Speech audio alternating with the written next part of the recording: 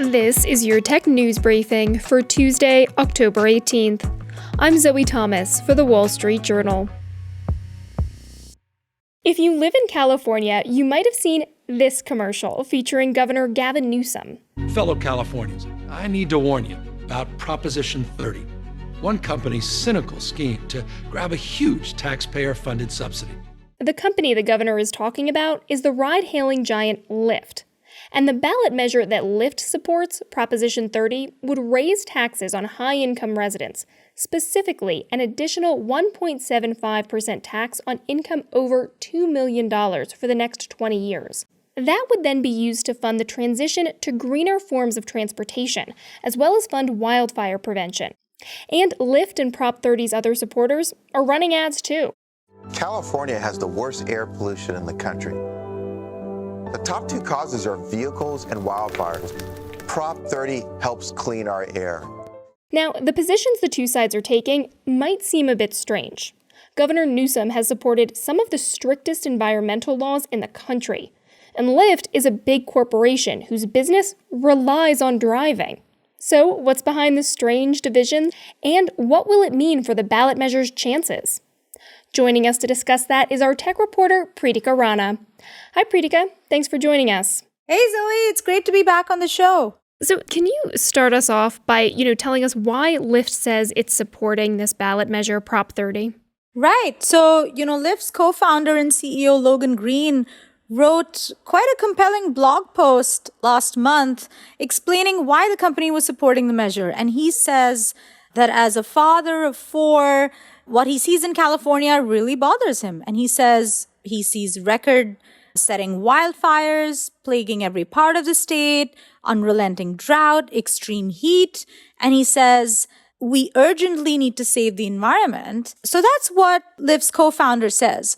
But if you take a closer look, analysts say the real reason Lyft is in this is because California requires them to convert most of their vehicles to zero-emission vehicles, meaning go electric, by 2030. And that is a tall order.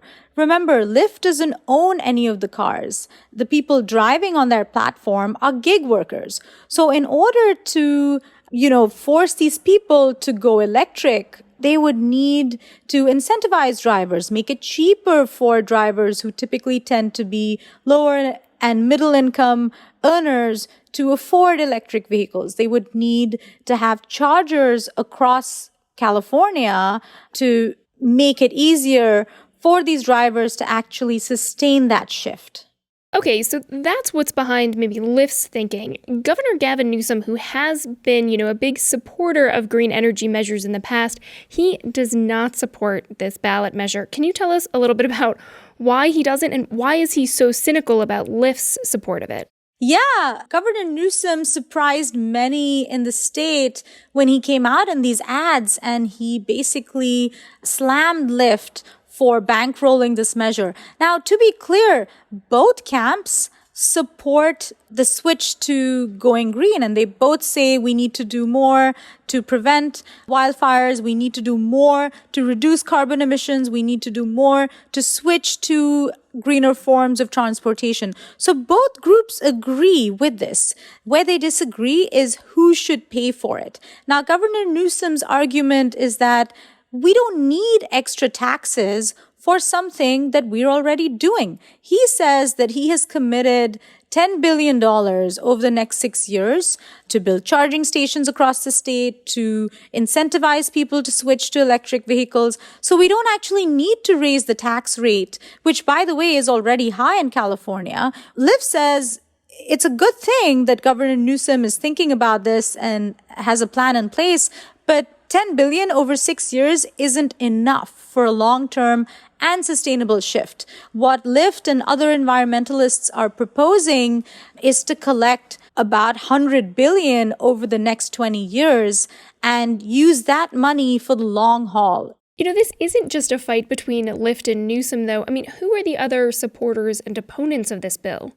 Yeah, it's brought together a very unusual set of characters, people who typically wouldn't work with each other, have joined forces. So on one side, we have Governor Newsom, who's a Democrat, joining with the state's most powerful teachers union. And we also have business groups and the California Republican Party that is opposing the tax. So Governor Newsom is on the same side as, his sworn enemy, the Republican Party. On the other side, we have Governor Newsom's Democratic Party, environmentalists, and union groups that are standing with Lyft. So it's been interesting to see the divisions that this measure has created. What about Uber? Where does it stand on this issue? Because I imagine it would have some of the same concerns as Lyft. Oh, absolutely. If more money is spent on incentivizing drivers to switch to electric vehicles, if more money is spent on charging stations, Uber absolutely benefits as well. But they've kind of been silent on this proposition.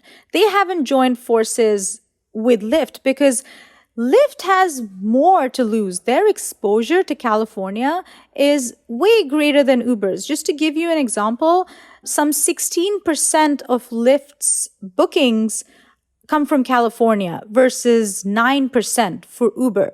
So you can really see that Lyft is doubling down because even though California is important for both big rideshare companies, it's way more important for Lyft.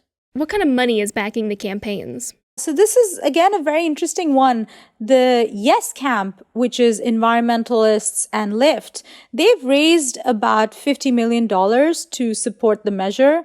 And what's interesting is that almost all of that money has come from Lyft. So Lyft has basically bankrolled more than 95% of this campaign. On the other side, the opponents have raised just about 20 million compared to the Yes Camp's 50 million. And that side is being funded by the California Teachers Association and a few Silicon Valley investors and billionaires. So some notable names include Netflix CEO Reed Hastings, Silicon Valley investor Sam Altman, and another investor and a partner at Sequoia Capital, Michael Moritz. Okay, so that's all the money, that's all the people who are backing these kinds of things. What are the polls saying about the chances of this ballot measure passing? Before Governor Newsom jumped into the fray with his television campaign, there was overwhelming support for this measure. So in July, a poll said 63% of Californians were in favor of the measure. In September, another poll said 55% were in support. And just weeks after Governor Newsom's ads began to run, in October, we're seeing support dip below 50% for the first time. So now only 49% of Californians are supporting this measure. So it's going to be a very close race. I guess we'll just have to watch on Election Day. That's our reporter, Preetika Rana. Thanks for joining us. Thank you, Zoe. And that's it for today's Tech News Briefing. If you want more tech stories, check out our website, WSJ.com. I'm Zoe Thomas for the Wall Street Journal. Thanks for listening.